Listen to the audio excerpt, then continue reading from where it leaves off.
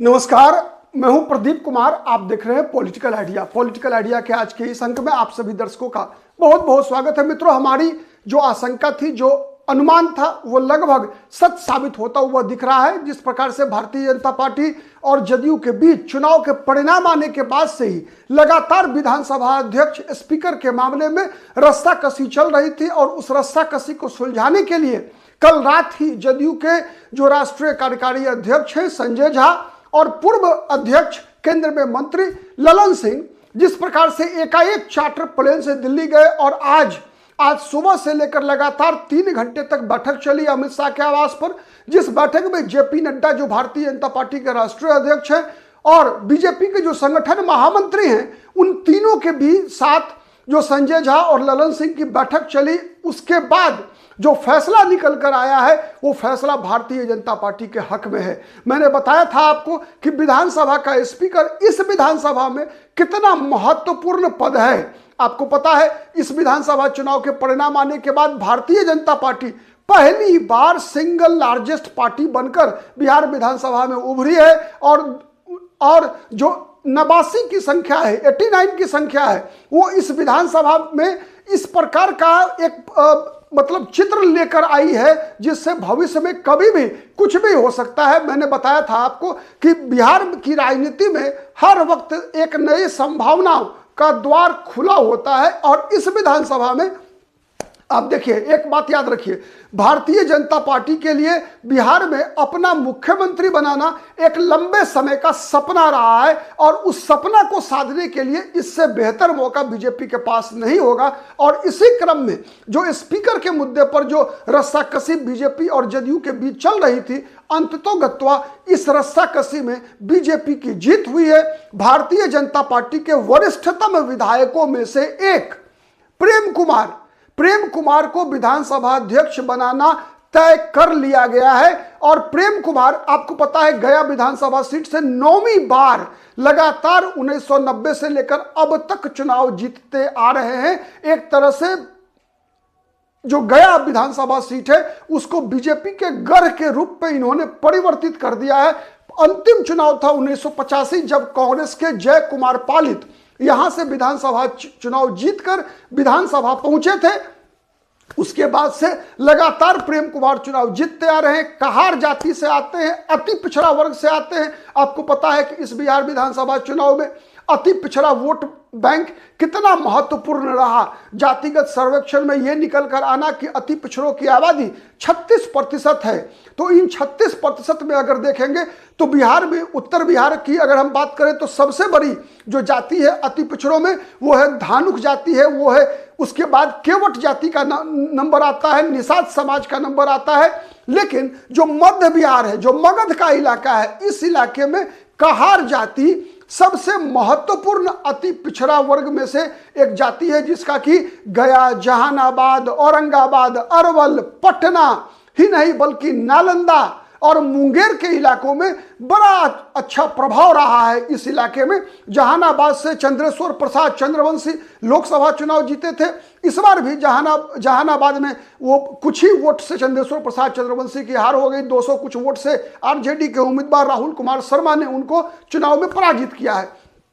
तो कहार जाति पर जो दांव लगाया बीजेपी ने अति पिछड़ा को विधानसभा अध्यक्ष बनाकर, तो ये एक लंबी राजनीति का अंग है। लेकिन उससे बड़ी बात यह है कि विधानसभा स्पीकर के मामले में जिस प्रकार से जीत हुई है बीजेपी की, वो निश्चित रूप से मान के चलिए कि अभी सरकार भले ही नीतीश कुमार मुख्यमंत्री बन रहे हों, वैसे कहना मुश्किल है, भारतीय जनता पार्टी चौंकाने के लिए जानी जाती है। कई ऐसे उदाहरण हैं जब नेता विधायक दल चुना गया कोई, संसद में, लोकसभा में संसदीय दल का नेता चुना गया कोई और प्रधानमंत्री बन गया कोई। ये इतिहास रहा है हमारे देश के। मैंने बताया था आपको एक वीडियो में कि किस प्रकार से 1989 में जब लोकसभा का चुनाव हुआ, तो लोकसभा के चुनाव के बाद जनता दल की सरकार बननी थी देश में, केंद्र में। तो जनता दल संसदीय दल के नेता चुने गए थे देवीलाल, चौधरी देवीलाल, ठीक है। उन दिनों वो हरियाणा के मुख्यमंत्री हुआ करते थे।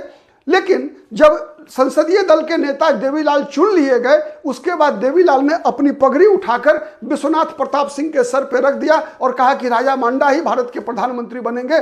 आपको याद होगा उन दिनों चंद्रशेखर का मामला कितना विवाद हुआ था। उसके बाद मनमोहन सिंह के समय भी लोकसभा में संसदीय दल की नेता चुनी गई सोनिया गांधी चुनाव जीतने के बाद, लेकिन सोनिया गांधी ने कहा कि नहीं, मैं प्रधानमंत्री नहीं बनूंगी, और प्रधानमंत्री बन गए मनमोहन सिंह। तो क्या इस बार भी वो खेल होना है कुछ? नीतीश कुमार चुने जाएंगे विधायक दल के नेता और नीतीश कुमार कहेंगे कि बीजेपी अपना मुख्यमंत्री बना ले, एक संभावना। दूसरी संभावना जो दिखती है कि अभी तत्काल नीतीश कुमार, फिर बाद में बीजेपी अपनी रणनीति बदल सकती है। क्या चिराग पासवान को मुख्यमंत्री बना सकती है? क्या बीजेपी अपनी पार्टी का किसी व्यक्ति को मुख्यमंत्री बनाएगी? क्या सम्राट चौधरी को मुख्यमंत्री बनाएगी? क्या नित्यानंद राय को मुख्यमंत्री बनाएगी? तो किसी को भी बनाए, नित्यानंद राय को बनाए, सम्राट चौधरी को बनाए, चिराग पासवान को बनाए, ये बात तो केवल दिमाग में होगा तो अमित शाह और नरेंद्र मोदी के दिमाग में होगा। लेकिन उसके लिए जो अंकगणित चाहिए, जो 122 का आंकड़ा चाहिए, बीजेपी के पास 89 विधायक हैं। और बीजेपी के जो सबसे विश्वस्त अगर सहयोगी की बात करूं मैं, तो सहयोगी है चिराग पासवान। चिराग पासवान के 19 विधायक हैं, तो 89, 89 और 19, 108 का आंकड़ा बीजेपी के पास। उसके बाद घटते हैं 14 विधायक। 14 में अगर हम 9 जोड़ लें, उपेंद्र कुशवाहा और जीतन राम मांझी को मैं माइनस नीतीश कुमार कर रहा हूं, इसलिए कर रहा हूं कि नीतीश कुमार का इतिहास रहा है, नीतीश कुमार कभी भी पलटी मार सकते हैं। नीतीश कुमार कभी भी महागठबंधन की भी सरकार बना सकते हैं। यह बात बीजेपी को पता है, अमित शाह को पता नहीं होगा, नरेंद्र मोदी को पता नहीं होगा, भारतीय जनता पार्टी के रणनीतिक जो कार्य हैं उन लोगों को पता नहीं होगा। यह बात मानने लायक नहीं है, सबको पता है। नीतीश कुमार कितना भी कसम खा लें, लेकिन फिर भी नीतीश कुमार पे भरोसा करना बीजेपी के लिए, मुझे लगता है कि बीजेपी में कोई ऐसा व्यक्ति नहीं होगा जिसे ये जिसका दिल ये कहे कि नहीं यार नीतीश कुमार पर भरोसा कर लो, नीतीश कुमार कह रहे हैं कि अब तो हम पलटी नहीं मारेंगे। तो वैसी परिस्थिति के लिए भारतीय जनता पार्टी के लिए सबसे महत्वपूर्ण जो पद था वो था लोक विधानसभा में स्पीकर का पद। स्पीकर का पद वही एक फॉर्मूला है जिसके आधार पर Bharatiya Janata party operation lotus, जिसकी मैंने चर्चा किया है आज सुबह ही, तो ऑपरेशन लोटस को अमली जामा पहनाने के लिए बीजेपी को स्पीकर का पद चाहिए था, और बीजेपी इसमें प्रेम कुमार को चुनकर बीजेपी सफल हो गई है। बीजेपी की सफलता, प्रेम कुमार का स्पीकर बनना, कहीं ना कहीं आप देखेंगे, आप गौर कीजिए ना, पिछली बार जब इसी विधानसभा, पिछला बार जो अभी विधानसभा जो भंग होने वाली है, उसी विधानसभा में नंद किशोर यादव विधानसभा के अध्यक्ष हैं। और जब नीतीश कुमार दोबारा लौट कर आए बीजेपी के साथ 2024 में लोकसभा चुनाव से पहले, तो आरजेडी के, कांग्रेस के जो विधायक बीजेपी में शामिल हुए, कांग्रेस के संगीता कुमारी, मुरारी गौतम जो चेनारी विधानसभा सीट से, मोहनिया की विधायक संगीता कुमारी, ये सब जो बीजेपी में शामिल हुई, बीजेपी का 74 का आंकड़ा 80 में बदल गया। इसके पीछे सबसे बड़ी भूमिका किसकी थी? विधानसभा अध्यक्ष की भूमिका थी, नंद किशोर यादव की भूमिका थी। आपको पता है कि विधानसभा में किसी भी विधायकों की गतिविधि के लिए जिम्मेवार विधानसभा अध्यक्ष होते हैं। किस व्यक्ति की सदस्यता रद्द करनी है, किस पर जो दल बदल विरोधी कानून को कब उसका इस्तेमाल करना है। और आज की दौर में तो आप इस बात को भूल जाइए कि नैतिकता के मापदंड के आधार पर विधानसभा अध्यक्ष को फैसला करते हैं। नैतिकता से बड़ा देश में कई उदाहरण आपको मिलेंगे अलग अलग राज्यों में, चाहे सरकार किसी की भी रही हो, चाहे वो कांग्रेस की रही हो, भारतीय जनता पार्टी की रही हो, या फिर किसी तीसरे अन्य दल की रही हो। विधानसभा अध्यक्ष मनमाना फैसला करते हैं, लेकिन उस मनमाना फैसला करने के लिए भी उनके पास ताकत होनी चाहिए। और यह ताकत आज प्रेम कुमार के स्पीकर बनने के साथ ही भारतीय जनता पार्टी के पास आ गई है। अब आप देखिए, तय मानिए कि इस विधानसभा में ऑपरेशन लोटस चलना ही चलना है। मैंने कई दावा किया है, अब देखिए उस दावे की सत्यता पर कितनी मुहर लगती है। लेकिन आज एक बहुत भारी विजय बीजेपी ने जीत ली है, लड़ाई जीत ली है। और यह लड़ाई कहीं महागठबंधन से नहीं चल रही थी, यह लड़ाई बीजेपी ने जीती है नीतीश कुमार के साथ। नीतीश कुमार को भी पता है कि भारतीय जनता पार्टी का यह सपना है कि बिहार में अपना शासन हो, अपना मुख्यमंत्री हो। और उस सपना को पूरा करने के लिए आज बीजेपी ने बहुत भारी विजय प्राप्त किया है। और इस बात का एक और संकेत है कि नीतीश कुमार को अंततः पहली बार नीतीश कुमार के जीवन में नीतीश कुमार को झुकना पड़ा है बीजेपी के समक्ष।